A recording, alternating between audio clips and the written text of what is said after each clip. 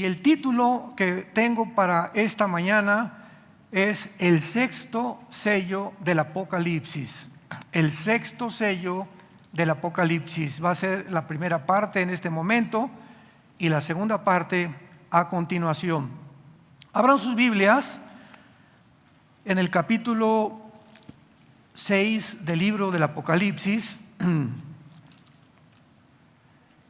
versículos del 12 al versículo 17. Y antes de entrar en materia, es muy interesante y muy edificante descubrir lo que en esta mañana quiero compartir con todos ustedes.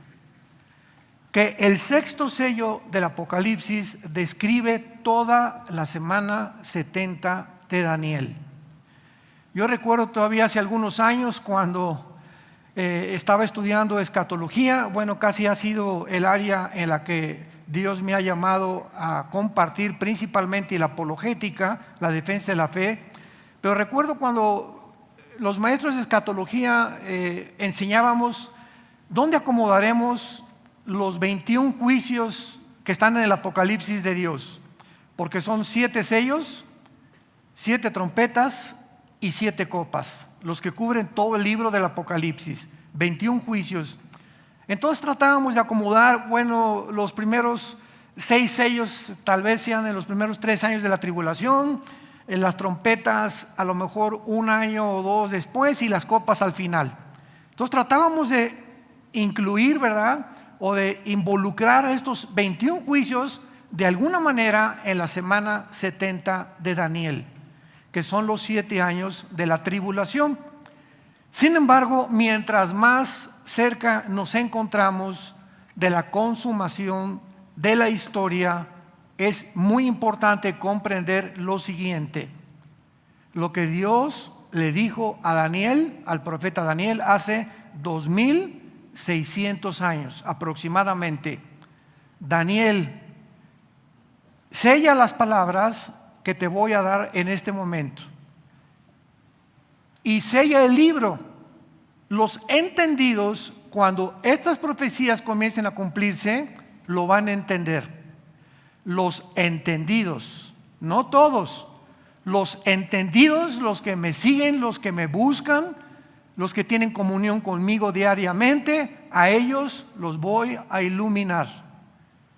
Entonces, lo que Daniel recibió fue lo siguiente: que pasarían 2600 años sin que ninguna generación pudiera entender lo que está escrito en las profecías de Daniel, porque todas las profecías de Daniel y las visiones del libro de Daniel son para Acharit Yom. Si quieres apuntar esta frase, ¿cómo suena? Acharit, Y-O-M, Acharit Yom. Es la frase que se usa en el hebreo para designar siempre los últimos días.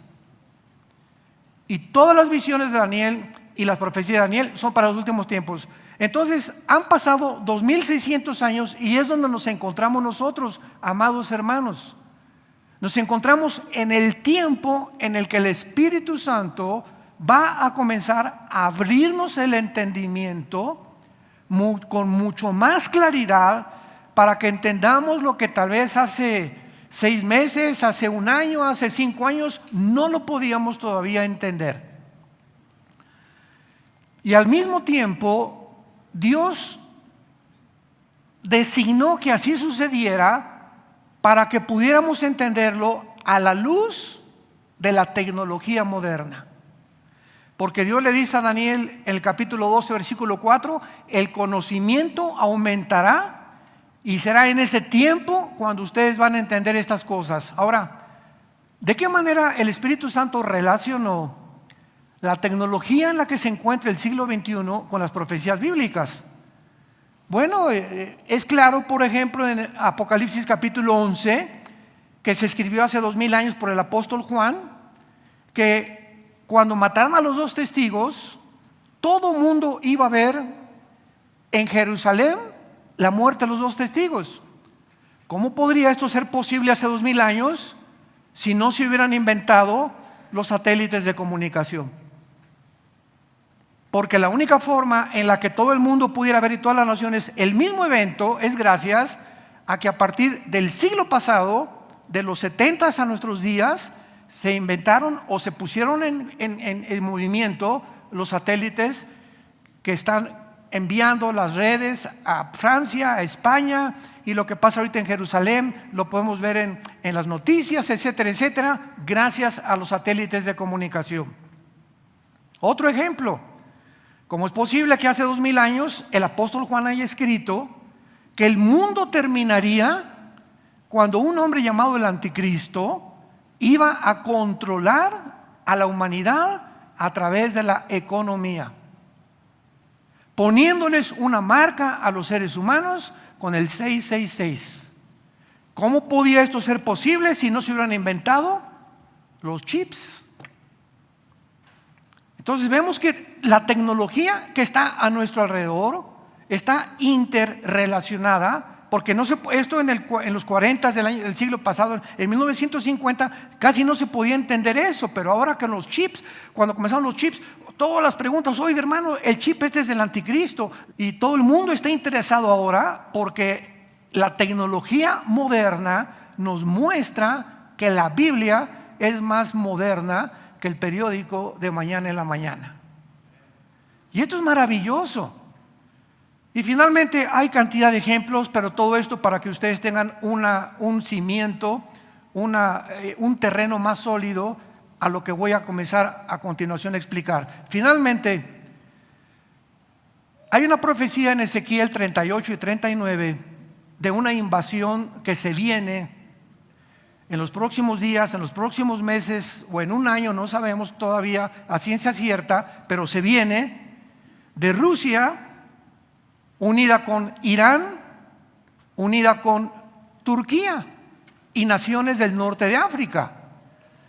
Y vemos que se formó una alianza el año pasado y a principios de este año, después de que nunca en la historia estas naciones se habían unido, y se une Rusia con China, con Irán y con Turquía por primera vez en la historia.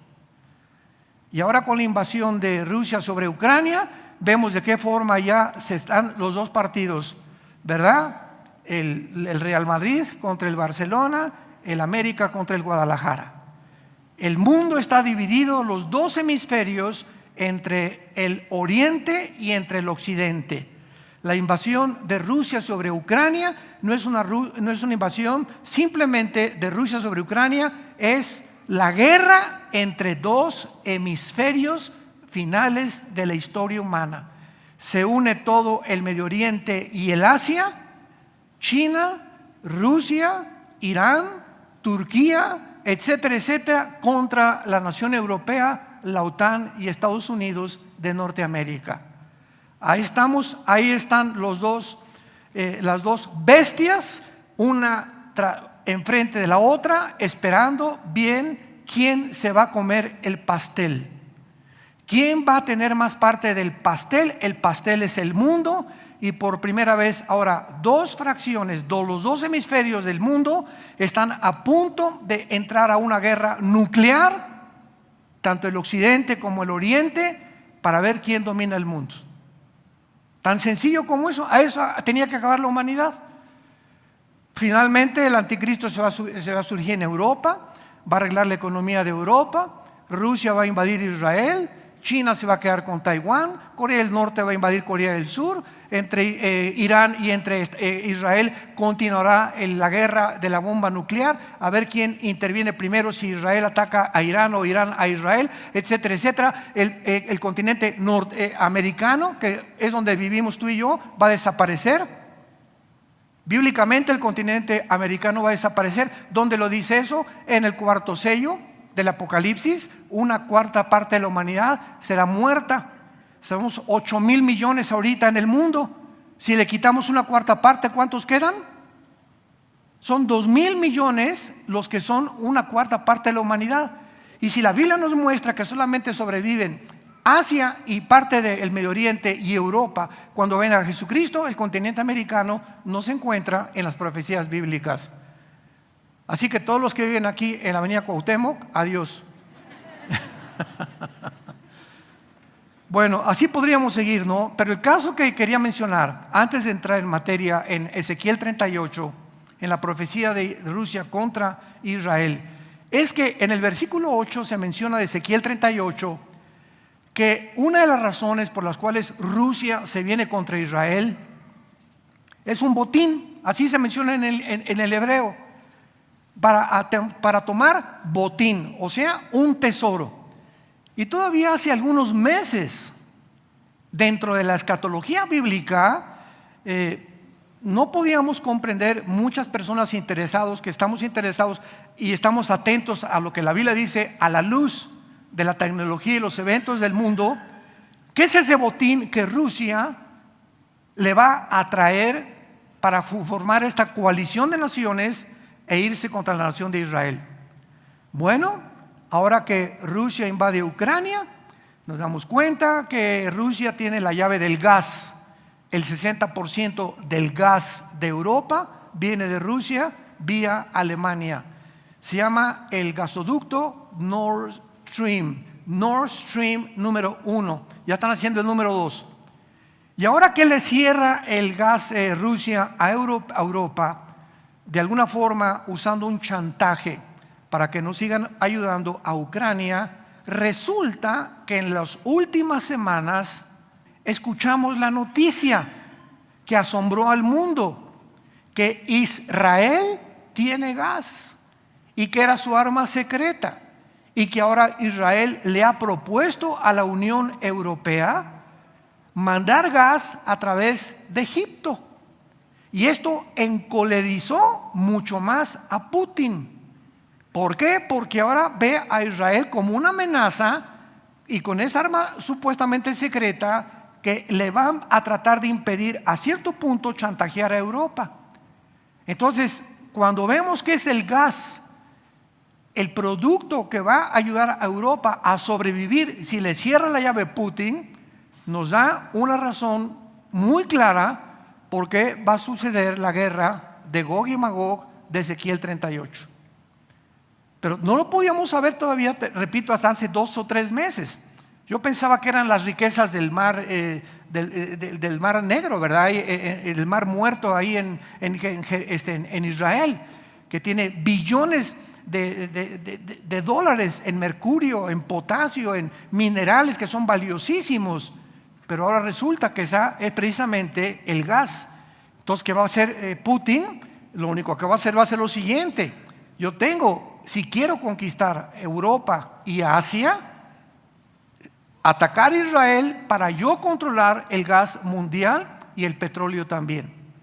Entonces vemos de qué forma todo esto cobra sentido a la luz del libro, el primer libro que se imprimió en la imprenta de Gutenberg, el libro que tú tienes todos los días en tu casa, el único libro que nos pone en contacto con Dios, porque las palabras de Cristo son espíritu y son vida, el único libro que te va a mantener dentro de la paz y la seguridad y la tranquilidad y la esperanza que Dios te quiere dar en este mundo que está completamente desarticulado, en un mundo que se encuentra a la orilla de un abismo. Muy bien, vamos pues a Apocalipsis capítulo 6 versículo 12 en 17 para darle lectura. Y vemos pues que estos 7 sellos del Apocalipsis se encontraban en un libro que vamos a leer también en el capítulo 5 de Apocalipsis, sellado por 7 sellos por dentro y por fuera.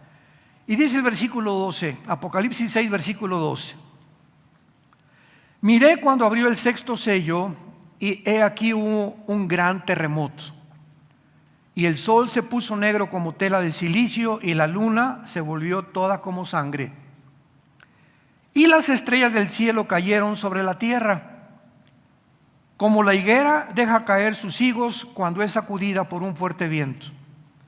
Y el cielo se desvaneció como un pergamino que se enrolla, y todo monte y toda isla se removió de su lugar. y los reyes de la tierra, o sea, los gobernantes de las naciones del mundo, y los grandes, ricos, capitanes, poderosos, y todo siervo y todo libre se escondieron en las cuevas y entre las peñas de los montes, y decían a los montes y a las peñas: caigan sobre nosotros y escóndanos del rostro de aquel que está sentado sobre el trono y de la ira del Cordero, porque el gran día de su ira ha llegado, y ¿quién podrá sostenerse en pie? Ahora, para entender casi la Biblia de aquí en adelante, regresemos al capítulo 5 del Apocalipsis y entendamos qué significa este libro que contiene los sellos, y repito, que cubren toda la semana 70 del libro de Daniel, o los 7 años de la tribulación. Dice el capítulo 5: vi en la mano derecha del que estaba sentado en el trono un libro, escrito por dentro y por fuera, sellado con 7 sellos. Y vi un ángel fuerte que pregonaba a gran voz diciendo: ¿quién es digno de abrir el libro y desatar sus sellos? Y ninguno, ni en el cielo, ni en la tierra, ni debajo de la tierra, podía abrir el libro, ni aún mirarlo. Y lloraba yo mucho, porque no se había hallado a ninguno que pudiera abrir el libro, ni leerlo, ni mirarlo. Y uno de los ancianos me dijo: no llores, he aquí que el león de la tribu de Judá, la raíz de David, ha vencido para abrir el libro y desatar sus 7 sellos. Vemos pues que en la antigüedad esta palabra libro, en el griego es la palabra biblión. De hoy tenemos la palabra Biblia. Repito, la palabra libro es la palabra biblión, de donde se deriva la palabra Biblia que nosotros tenemos actualmente. Y sabemos que los libros no fueron impresos hasta que vino la imprenta de Gutenberg. Y el primer libro que se imprimió después de Cristo, estamos hablando aquí a principios de la era cristiana, cuando se escribió el Apocalipsis. Antes eran pergaminos como este que estoy aquí enrollando en mis manos. Y entonces, cuando un rey o alguna familia enviaban un mensaje, sobre todo cuando eran oficiales, ponían con cera el sello, o sea, cerraban aquí, y el anillo del rey o el anillo del dueño de la casa, casi todos tenían un anillo que designaba a qué familia pertenecían, lo ponían inmediatamente sobre la cera, y entonces esto garantizaba a la persona que lo recibía que nadie había abierto ese libro o el contenido que se había enviado a través de ese pergamino. Entonces vemos en el capítulo 5 que Dios el Padre tenía este pergamino en sus manos, y antes de que alguien se atreviera a asomarse y a leer lo que se encontraba dentro del pergamino, se pregonó una voz por los ángeles diciendo: ¿quién podrá en el cielo o en la tierra o debajo de la tierra? Porque debajo de la tierra hay otro, el mundo invisible, ustedes lo saben, ¿verdad? Ahí está el infierno, ahí está el Hades todavía debajo del mundo. ¿Quién podrá abrir y mirar este libro? Y dice la Biblia: no hubo ni los ángeles, ni los querubines, ni Abraham, ni Isaac, ni Jacob, ni el Papa, ni nadie digno que pudiera atreverse a abrir los sellos de ese pergamino, de ese libro.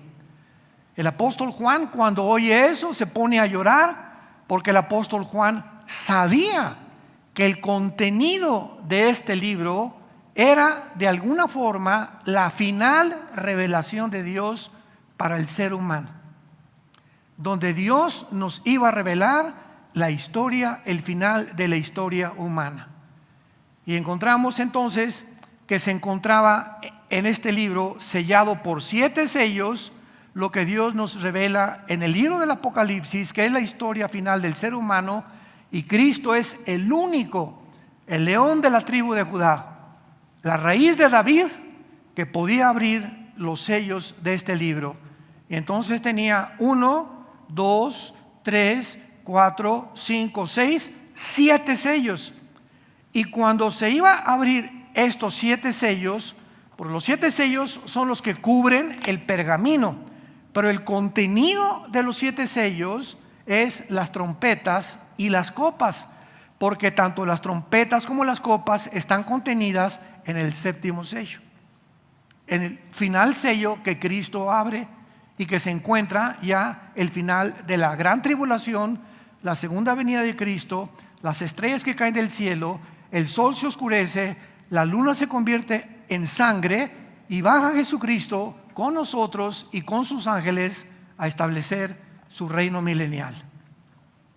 Muy bien, entonces ya podemos entender claramente por qué estos 7 sellos contienen dentro las trompetas y las copas. O sea, los 7 sellos, 1, 2, 3, 4, 5, 6, 7, cubren todo lo que está oculto dentro del libro. Y al ir quitando el primer sello, que es el anticristo, el segundo sello, que es la guerra, el tercer sello, que es las pestes, el cuarto sello, que es una cuarta parte de la humanidad, el quinto sello, que es la muerte de los mártires, y el sexto sello que vamos a estudiar, que es ya la consumación de la ira y cómo termina el mundo, nos habla que realmente cubre todo lo que son las trompetas y las copas.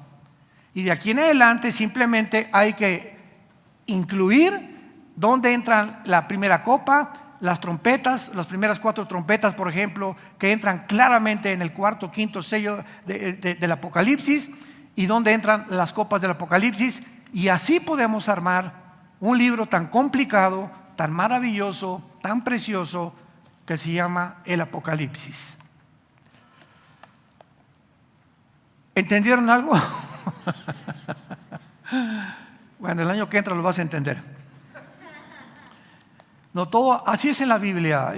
Hay muchas cosas, ¿verdad? Estamos partiendo un bistec, se podría decir. Estamos partiendo carne muy sólida, estudiando el libro del Apocalipsis. Y hay muchos de ustedes que tienen 4 años en Cristo, 5 años en Cristo, y pues tienes que comenzar con el libro de Romanos. Y si no has estudiado el libro de Romanos, no puedes entender las doctrinas, que son las principales doctrinas de toda la Biblia. Del libro de Romanos no puedes entender las profecías, ni te puedes meter Ezequiel, ni Daniel, etcétera, etcétera, porque no tienes los dientes para masticar el alimento sólido. Entonces no tengas preocupación de que pues, ¿qué dijo? O no entendí, o ya estoy más confundido que nunca. Esto es normal, ¿verdad? Porque aquí hay un alimento un poco más sólido, que todavía tu calidad de crecimiento y desarrollo espiritual no es lo suficiente maduro para que lo puedas entender, pero si tú te mantienes perseverando en el estudio de la palabra de Dios, Dios te va a iluminar. Y de todo lo que estudiemos, te va a abrir los ojos Dios a muchas cosas que antes no entendías. Porque cosas que ojos no han visto ni han subido en corazón del hombre son las que Dios tiene preparadas para todos los que le aman. Muy bien, entonces dice la Biblia claramente aquí, ¿verdad?, que en el 6º sello del Apocalipsis es impresionante cuando se abre, viene el terremoto, el sol se pone como tela de silicio, la luna se vuelve como de sangre, las estrellas caen, etcétera, etcétera. Y vean el versículo 14, donde vemos que el cielo se desvanece como un pergamino que se enrolla, y todo monte y toda isla se remueve de su lugar. Cuando vemos esto, nos encontramos con una revelación dentro de la física cuántica. Qué interesante, qué cosa más maravillosa es la Biblia. Entramos a un libro que fue escrito hace 2000 años aproximadamente, y que ya es más moderno que la genética, que la astronomía, que la economía, que la política, que la biología, que la química, que la antropología, que la paleontología del siglo XXI. Esto es increíble. Y cuando vemos que dice que el cielo se desvanece como un pergamino, en el Antiguo Testamento dice Dios que cuando creó los cielos, síganme con mucha atención, los corrió como una cortina. Hagan de cuenta que el cielo arriba de nosotros es como una cortina. Dice, los extendió, dice el profeta Isaías, como una cortina. Entonces puso como una cortina alrededor de nosotros, maravillosa, y la vemos, ¿no? Levantamos los ojos y hagan de cuenta que tiene pintado las estrellas, la luna, como si fuera más que en tercera dimensión, y volteamos hacia arriba y vemos una inmensidad del cosmos impresionante. Y ahora que han descubierto otro telescopio mayor que el Hubble, que ya está viendo otras galaxias y que ya pueden penetrar a otras estrellas que jamás habíamos visto, siempre todo lo único que hace es impresionarnos, conmovernos de la inmensidad y la grandeza de la creación de Dios. Porque lo que nos impresiona el cosmos, nos impresiona una célula vista en un microscopio electrónico en el microcosmos. Entonces, tanto en el microcosmos como en el macrocosmos, Dios deja su sello para que entendamos que sus pensamientos son más grandes que nuestros pensamientos. Y sus caminos, la forma como Dios actúa es completamente diferente a como nosotros actuamos. Por eso cuando alguien llega y me dice, es que el Dios de la Biblia no es mi Dios, le digo, ese es tu problema, que tú te has creado tu Dios, cabeza de aguacate. Y como es tu Dios, pues claro que quieres tener un Dios a tu manera. Porque si mi Dios fuera mi Dios, no me castigaría. Y si Dios fuera mi Dios, no haría esto, ni haría aquello, ni permitiría esto, ni aquello. Precisamente por eso piensa la gente como piensa, porque quieren que el Dios del universo se ajuste a la limitación de sus pensamientos y de su intelecto, que es el intelecto de un gusano. Comparado nuestros pensamientos con los pensamientos y la grandeza de Dios, no somos más que hormiguitas. Y tenemos que partir de este punto. Si queremos comenzar a entrar a comprender la grandeza de los pensamientos de Dios y la razón por la cual Dios hace lo que hace en toda su creación, hay una característica indispensable. Y sin esta característica nunca podrá ningún ser humano conocer, ni comprender, ni adorar, ni servir al Dios de la Biblia. Y esta característica se llama la humildad. La humildad, que es la característica donde reconoces, Señor, pienso, luego existo, existo, luego vivo, tiene que haber una causa fuera de mí, esta causa tienes que ser tú. Reconozco que si existes tienes que ser más grande que yo. Si existes no puedes pensar como yo, porque soy un ser humano que lo que conozco no lo conozco como lo debería de conocer. Y reconozco mi finitud y la limitación de mi inteligencia. Y una vez que tú llegas a ese punto donde te hincas delante de Dios y le pides perdón por tu soberbia intelectual, entonces Dios te abre el entendimiento y comienza a través del Espíritu que Él manda a tu vida, abrirte los ojos para que comiences a caminar con Él. Y te va a decir, esa es la A, la B, la C, la D, y así te va abriendo el panorama conforme vas creciendo espiritualmente y vas entendiendo, y cada vez más alabas y adoras y exaltas su nombre de lo grande que es Él. Entonces cuando Dios dice que extendió, y que dice Apocalipsis que se desvaneció el cielo como una cortina, significa realmente que eso es lo que es el universo. O sea, el ser humano piensa lo siguiente: la eternidad es una línea que comienza en un punto y nunca se acaba. Sigue, es la eternidad. Y la eternidad no es eso. La eternidad no es un punto que comienza y acaba, porque si es eterno no tiene comienzo. Entonces no puedes tú medir la eternidad desde tu perspectiva humana o matemática, se podría decir, ¿no? Entonces cuando Dios dice que Él extiende como una cortina a los cielos, significa claramente eso, que alrededor de nosotros Dios solamente puede hacer esto, hacer la cortina, quitarla, y de repente no hay universo. Y por eso dice la Biblia que Dios creará nuevos cielos y nueva tierra. Quitará como una cortina donde nos mantuvo 6,000 años en este planeta, y de repente no sabemos la cortina que nos va a poner, nuevos cielos. Imaginémonos, si estos cielos nos causan asombro y maravilla, imaginémonos lo que Dios tiene revelado y guardado para todos ustedes que han sido fieles y que seguirán siendo fieles hasta la muerte. Y aquí vemos este evento, ¿verdad? El cielo se va a desvanecer como un pergamino, como un libro que se enrolla, y todo monte y toda isla se van a mover de su lugar, y los reyes de la tierra y los capitanes, etcétera, etcétera, se van a alarmar por todo lo que está pasando. Pero vamos a continuación a ver lo siguiente. Los primeros 5 sellos, que no los vamos a ver, se los acabo de anunciar: el anticristo, la guerra, el hambre, las pestes y la muerte. El 5.º sello, los mártires de los tiempos que han seguido a Cristo. Y el 6.º sello, todos estos primeros 5 sellos describen los poderes mundiales, el pecado y la destrucción, incluyendo la gran tribulación, la cual terminará con la venida de Cristo, interviniendo en la historia humana. Pero ¿por qué? Es la respuesta que vamos a comenzar a contestar. ¿Por qué el 6.º sello cubre el final de la gran tribulación? ¿Por qué es este sello que es el que ya cubre completamente el final de la historia humana? Veamos las razones que podemos descubrir en la Biblia. Número 1.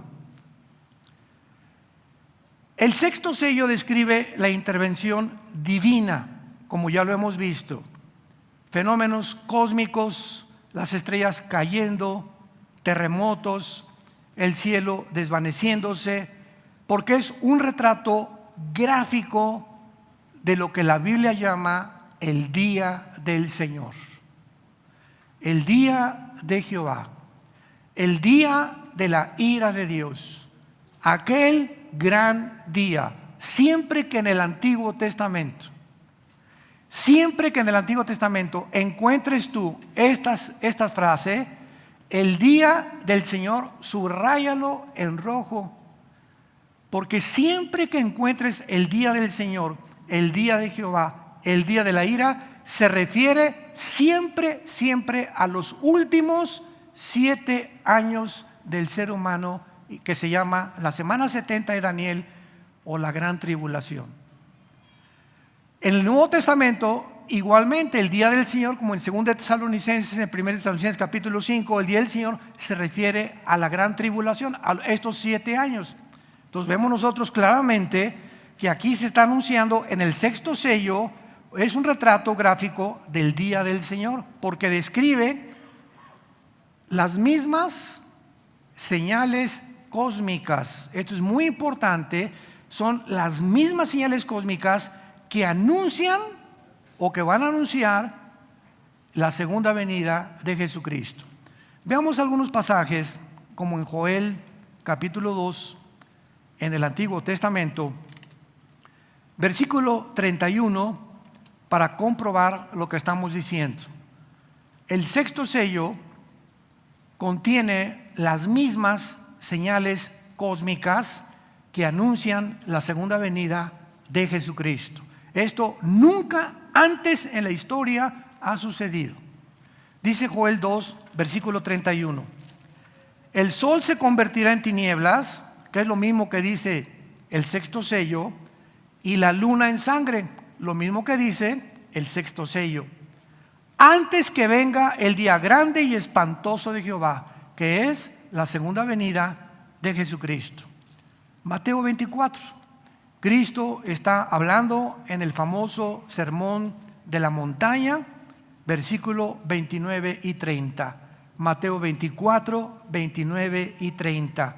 Y dice así el Señor Jesucristo, palabras de Jesús: e inmediatamente después de la tribulación de aquellos días, el sol se oscurecerá y la luna no dará su resplandor y las estrellas caerán del cielo. Esto nunca ha pasado ni sucederá hasta antes de la venida de Jesucristo. No antes del rapto, El rapto es otra cosa. Estamos hablando de la segunda venida al final de los 7 años de Jesucristo. Las estrellas caerán del cielo y las potencias de los cielos serán conmovidas.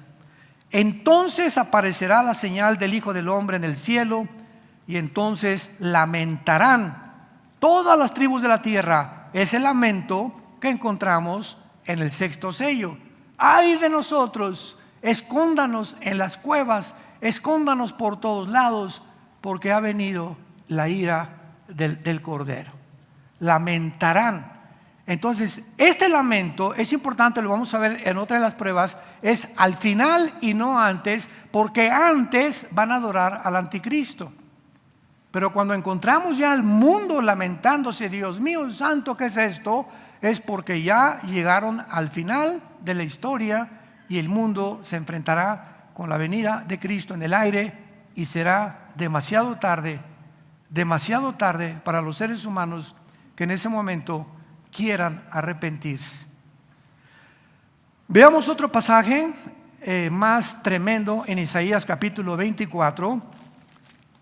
La Biblia se tiene que enseñar de esta manera, santos de Dios, línea sobre línea, precepto sobre precepto, comparando escritura con escritura. Nunca en el estudio de la Biblia se saca un pasaje o un versículo y se desarrolla una doctrina sin haberlo comparado con otros pasajes de la Biblia que pueden contradecir lo que tú dices, o que pueden confundirte, o tal vez que no hay ningún sentido común entre un versículo y otro versículo. Entonces, cuando usamos de esta manera la Biblia y comenzamos a unir las piezas, porque la Biblia es un rompecabezas, y comenzamos a poner las piezas y comienzan a encajar una por una, nos damos cuenta que hasta el final del tiempo vamos a ver la pintura general. Daniel pintó un cuadro hace 2600 años inconcluso. Pintó un cuadro de las profecías de los últimos tiempos inconcluso. Viene el apóstol Juan 600 años después de Daniel, y Juan le da al cuadro que pintó Daniel las últimas pinceladas. Y ya tenemos con Daniel y el Apocalipsis el cuadro completo. ¿Qué quiero decir? No se puede estudiar Apocalipsis sin estudiar Daniel, ni se puede estudiar Daniel sin estudiar el Apocalipsis, porque la Biblia es la suma de la verdad de Dios. ¿Me van siguiendo? Muy bien, dice Mateo 24, versículo 19 al 23. Isaías 24, 19 al 23. Será quebrantado de toda la tierra, enteramente desmenuzada será la tierra. Vean ustedes todas estas frases. En gran manera será la tierra conmovida, temblará la tierra como un ebrio, y será removida como una choza, y se agravará sobre ella su pecado, y caerá y nunca más se levantará. Acontecerá en aquel día, subrayen esa frase. Ahí está la primera. Aquel día se refiere a qué día es este, los 7 años de la tribulación. Está hablando de los 21 juicios del Apocalipsis. Sucederá en aquel día que Jehová castigará al ejército de los cielos en lo alto, y a los reyes de la tierra sobre la tierra. Esto lo compruebas en Apocalipsis 12, versículo 8 en adelante, cuando dice: hubo una guerra en el cielo y se enfrentó Satanás y sus ángeles contra Miguel y sus ángeles, pero no prevalecieron, y el arcángel Miguel derroca a todo el ejército de Satanás, y Satanás es lanzado sobre la tierra. Entonces, por eso dice Isaías 700 años antes de Juan, que en aquel día, ¿cuál día? En esos 7 años de la tribulación, Dios va a castigar al ejército de los cielos en lo alto. ¿Cuál es ese ejército? La tercera parte de los ángeles que se rebelaron contra Dios.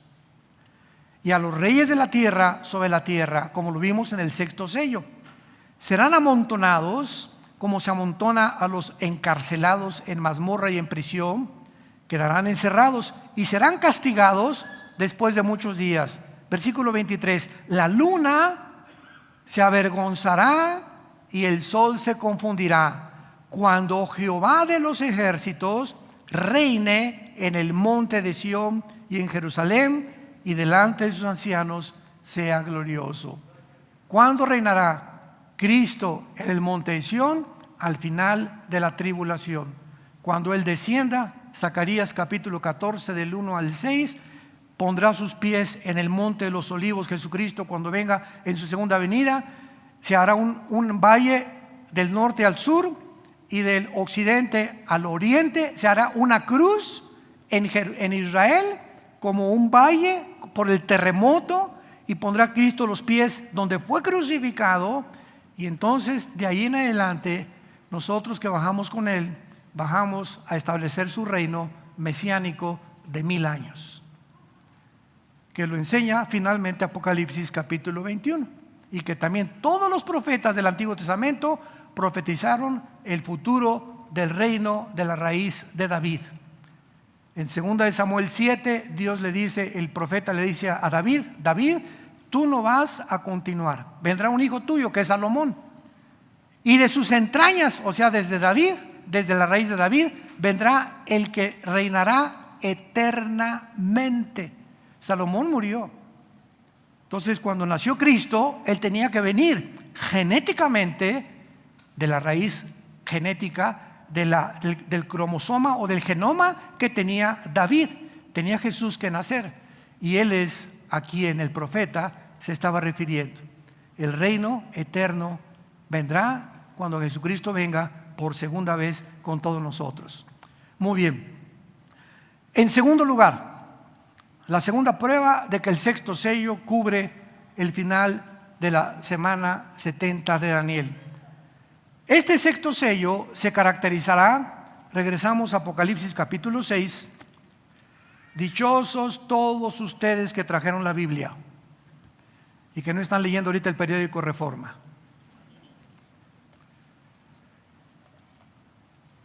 En este segundo sello observamos un cambio abrupto en el mundo incrédulo en tiempos del anticristo.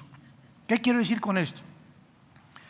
Encontramos que las personas que se describen en el versículo 15 y 16, los gobernantes de la tierra y los grandes y los ricos, capitanes, poderosos, siervos, etcétera, se están escondiendo en las cuevas, entre las peñas de los montes, y gritándole, ¿verdad?, a la ecología y al mundo, a los montes: vengan sobre nosotros y escóndanos del rostro de aquel que está sentado y de la ira del Cordero. Aquí observamos la reacción del mundo al final de la tribulación, que es una reacción de susto, de temor. Pero Apocalipsis 13, versículo 3 en adelante, antes de que esto suceda, el mundo no reacciona de esta manera. El mundo dice: ¿quién podrá ser como el anticristo? ¿Quién podrá igualarlo a todo lo que él está haciendo? Antes de esto, la actitud del mundo es de exaltar al anticristo, y contra Dios blasfemarán y maldecirán a Dios, etcétera, etcétera. Pero cuando ya viene Jesús, la reacción de la gente es diferente. Por eso sabemos que tiene que ser en el sexto sello o al final de la tribulación. ¿Está claro con eso? Es interesante ver todos estos detalles que parecen mínimos, pero que son muy importantes en la forma en la que podamos nosotros comparar escritura con escritura. Vemos nosotros, ¿verdad?, que aun cuando los seres humanos son vistos blasfemando contra Dios, hasta el final, en el clímax de la séptima copa, hay un cambio dramático ahora de terror y de pánico en el día del Señor. Vemos nosotros también que la característica de pánico y de terror de toda esta humanidad en este momento, de toda la gente no salva, reconociendo, ahora sí, reconociendo la supremacía de Cristo. ¿Quién les dijo? Es que ahora ha venido la ira del Cordero. Ahora hasta Cordero le llamas. Pues ¿no era tu corderito el anticristo?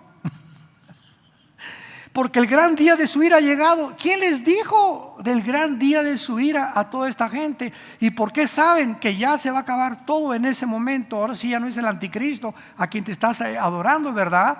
Porque antes de que esto pase, van a haber 144,000 judíos predicando lo que la iglesia dejó inconcluso. Cuando el anticristo se manifieste, ¿verdad? La iglesia ya desapareció, pero Dios va a levantar y va a regresar con Israel otra vez, a levantar a 144,000 judíos, y estos 144,000 judíos culminarán y terminarán la profecía de Mateo 24, será predicado el evangelio a todo el mundo y entonces será el fin. La iglesia no va a terminar predicando el evangelio, la iglesia terminará en apostasía. Las cosas no van a mejorar de aquí a Jesucristo regrese. La misma iglesia, y estoy hablando de la cizaña que está sembrada en todas las iglesias cristianas del mundo entero. En la del norte, en las de Estados Unidos, Inglaterra, cualquier iglesia cristiana, no todos los que asisten son cristianos. ¿Y cuánta gente se decepciona? Pues es que ya había a don Chencho, ¿verdad? Que ahora ya regresó al alcohol y cometió adulterio y se fue y pasó estas cosas. No, estoy muy decepcionada del cristianismo. Estás decepcionada de don Chencho, perdóname, no del cristianismo. Porque tienes que saber que no todo lo que tú ves es real como tú lo estás viendo. La iglesia es una mezcla de cabritos, cazacuatas, víboras, cascabeles y ovejas. En la iglesia y alacranes hay de todo tipo. Y el hecho que miembros o personas que asisten a un lugar que se llama la iglesia de Cristo tengan una conducta completamente contraria a lo que la Biblia dice, no significa que sean cristianos. Entonces, toda esta gente, como en la parábola Mateo 25 de las 10 vírgenes, ¿se acuerdan? Eran 10 vírgenes y tenían todas la lámpara a tus pies es tu palabra. Tenían la Biblia, las 10 vírgenes, ¿verdad? Y llegan a los cristianos muchos con la Biblia, otros ya ni la Biblia traen el domingo. Ya ni quiero voltear a ver quién la trae ni quién no la trae. Y se oye la voz del novio, el novio viene. Sin embargo, 5 de ellas no tenían el aceite, que es el símbolo del Espíritu Santo, del Antiguo Testamento. Entonces tú puedes tener la Biblia, pero si no tienes al Espíritu Santo que te enseñe la Biblia, los mormones tienen la Biblia, los testigos de Jehová tienen la Biblia, hay musulmanes que usan la Biblia, hay sectas que usan la Biblia. El hecho que alguien tenga la Biblia no lo hace cristiano. Dicen que nunca hay más diablo que aquel que usa la Biblia, muchas veces sin el Espíritu Santo. Y el diablo nunca es más diablo que cuando trae la Biblia debajo del brazo. Entonces el hecho que una persona lo vea así con la Biblia puede ser y no puede ser cristiano. Es el fruto lo que nos muestra realmente el contenido interno de nuestra vida. Entonces Dios nos muestra claramente, ¿verdad?, que la iglesia terminará en una apostasía total, y aquellos que mantuvieron hasta el final su fidelidad se llama el remanente. En esta iglesia y en todas las iglesias del mundo hay un grupo muy, muy pequeño de verdaderos cristianos, desgraciadamente. Y ese pequeño grupo son los que viene el Señor por ellos ahora en el arrebatamiento, y los demás se van a quedar porque no entendieron hasta que vino el diluvio y se los llevó a todos. Te damos gracias, Señor, por tu palabra en esta mañana. Gracias, Señor, porque es tiempo de despertar, sabiendo que las tinieblas están pasando y la luz viene al mundo otra vez.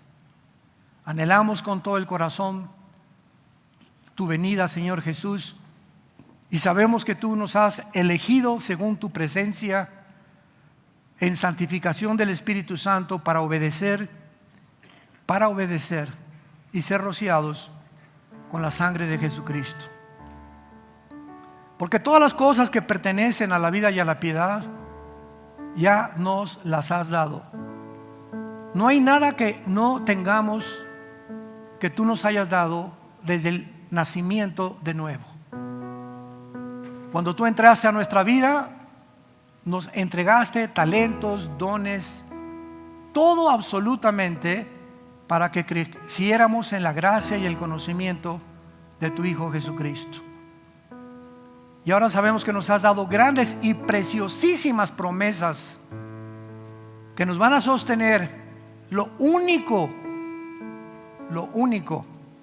que nos va a sostener hasta el final es tu palabra, y nada más que tu palabra, porque es tu palabra la fuente de nuestra vida, la fuente de nuestro crecimiento, de nuestra comprensión y de nuestra comunión contigo a través de tu palabra, para que por ella nos apropiemos de estas promesas y crezcamos como cristianos maduros, comprendiendo el tiempo tan peligroso en que nos encontramos actualmente.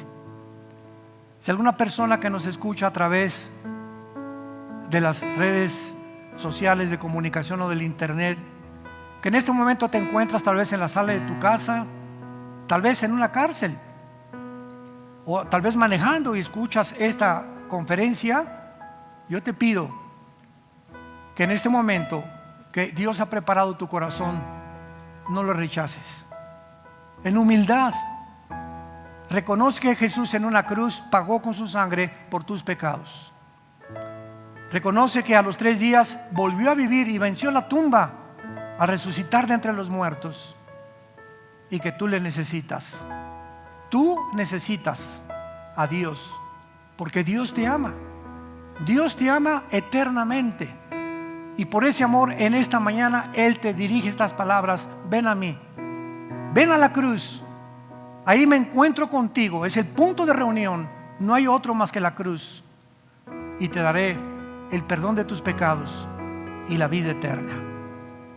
Dile: Señor, perdona mi vida, creo que en la cruz pagaste con tu sangre por mis pecados, que a los 3 días resucitaste entre los muertos, y te doy las gracias por entrar a mi vida. En este instante te recibo, Jesús, como mi Señor y mi Salvador, en tu nombre precioso. Amén.